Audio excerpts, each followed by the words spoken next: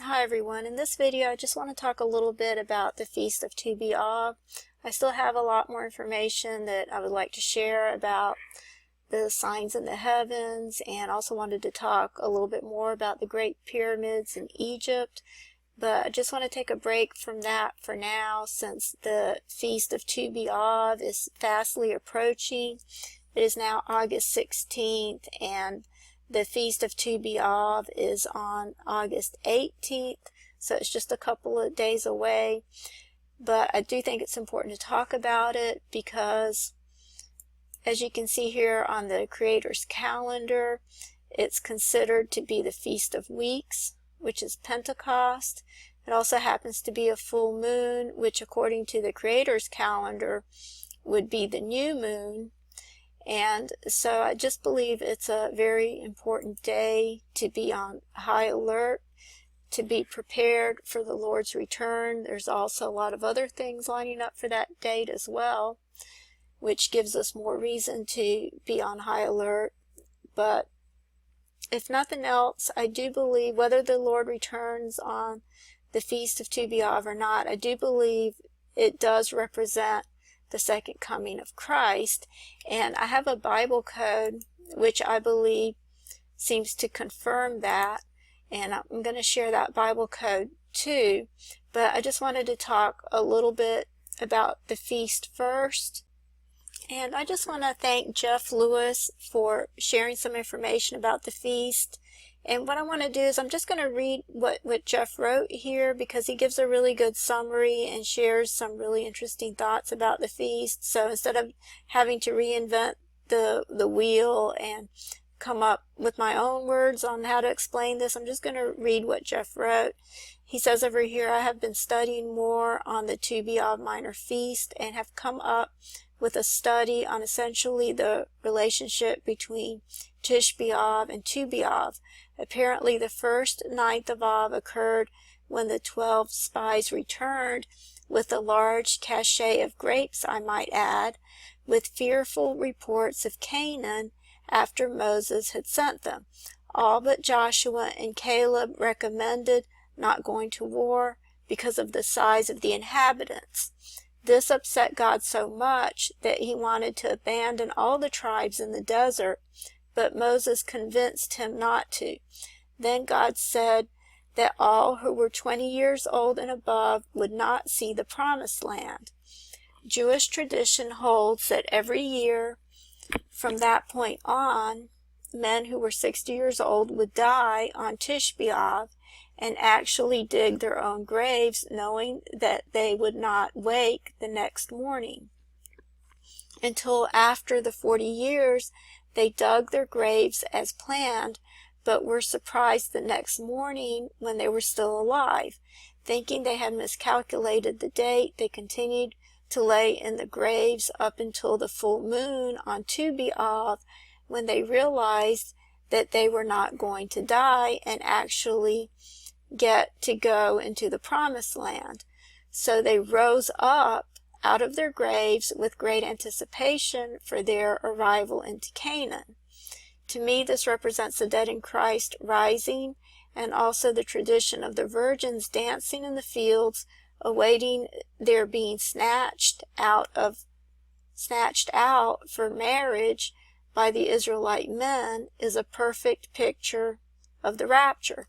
Also, Tu B'Av is the end of the wheat harvest and beginning of the grape harvest, which to me is a shadow picture of the Last Supper, when Christ took the bread, wheat, and the cup, wine, grapes, and said, "This is my body," and also said that he would not drink again the wine until he does in the heaven with his disciples. This tradition was chronicled first when Abraham met Melchizedek and broke bread and wine with the king of Salem. Abraham represented faith, and it just all seems correct that Yeshua's faithful dead and alive would be raptured at this time. We can only pray we see the signs correctly. And I have to agree, 100% with what Jeff wrote here in this article. And like I had said in the beginning, we don't know the day or the hour. We just know that the Lord is going to return soon. And I do believe that the Feast of Tu B'Av is a representation of the second coming, whether it actually happens on that particular day or not. But we should still be ready and prepared just in case it does. And I do believe it's a milestone and a marker and a sign that we need to be watching up until the day actually comes.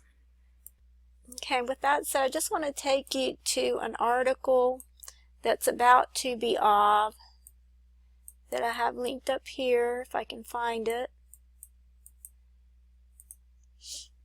Okay, and what's interesting in this article is over here it talks about the restoration of the tribe of Benjamin. And it says over here, on Tu B'Av, the leaders of Israel allowed the tribe of Benjamin to repopulate after their civil war with the other tribes of Israel by allowing the surviving 600 males to marry daughters from Shiloh. Judges 21, we'll go ahead and pull this up. It says over here in Judges 21:16 through 24, it says, "Then the elders of the congregation said, 'What shall we do for wives, for those who are left, since the women are destroyed out of Benjamin?' And they said, 'There must be an inheritance for the survivors of Benjamin, that a tribe not be blotted out from Israel. Yet we cannot give them wives from our daughters. For the people of Israel had sworn, cursed be he who gives a wife to Benjamin.' So they said, 'Behold, there is the yearly feast of the Lord at Shiloh, which is north of Bethel, on the east of the highway,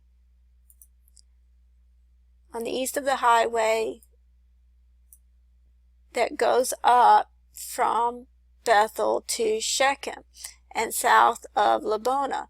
And they commanded the people of Benjamin, saying, Go and lie in ambush in the vineyards and watch. If the daughters of Shiloh come out to dance in the dances, then come out of the vineyards and snatch each man his wife from the daughters of Shiloh, and go to the land of Benjamin. And when the fathers or their brothers come to complain to us, we will say to them, Grant them graciously to us, because we did not take for each man of them his wife in battle, neither did you give them to them, else you would now be guilty.' And the people of Benjamin did so, and took their wives, according to their number, from the dancers, whom they carried off. Then they went and returned to their inheritance, and rebuilt the towns, and lived in them. And the people of Israel departed from there at that time, every man to his tribe and family. And they went out from there, every man to his inheritance." Okay, then it goes on to say Shiloh was the first capital of Israel. After the war, it was pledged that no one would willingly give his daughter to a Benjamite, but the decision was made to look the other way should a Benjamite male run off with a girl who was dancing in Shiloh. In this way, the tribe of Benjamin was saved from extinction. Now, I thought this was really interesting, number one, because it mentions Shiloh, but also because I remembered that I had done a Bible code that had something to do with marriage, and it had something to do with the tribe of Benjamin some time ago. And it actually took me a while to figure out where I had that table, because my tables aren't very organized.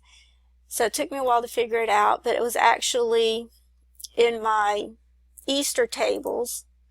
As you can see here, it says Easter tables at the top. And this doesn't really have anything to do with Easter. I just happened to store it there.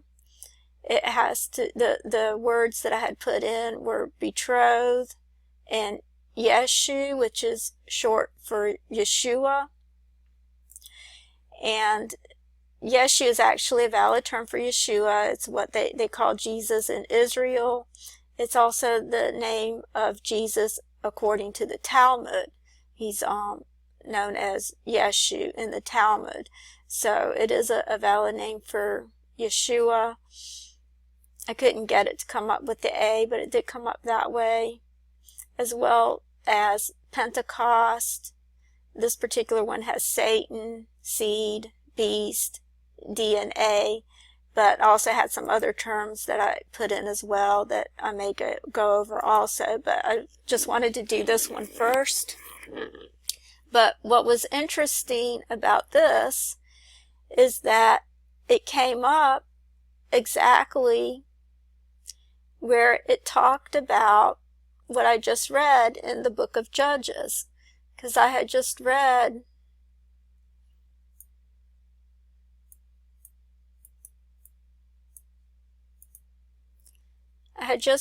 Judges 21:16 through 24, and this table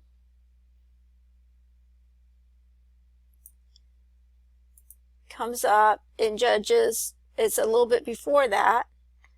It comes up in Judges 3 through 12. So it's just shortly before it talks about Tu B'Av. And the words that I had put in were betroth, Yeshu. And that came up in ELS form, as I'll show you in just a minute. But it's amazing that it came up where it talks about Tu B'Av, and I didn't realize this was talking about Tu B'Av when I pulled up this table. I had pulled it up around the time of Easter, and that's why I had saved it in my Easter tables. And it took me a while to figure out where it was that I found this table.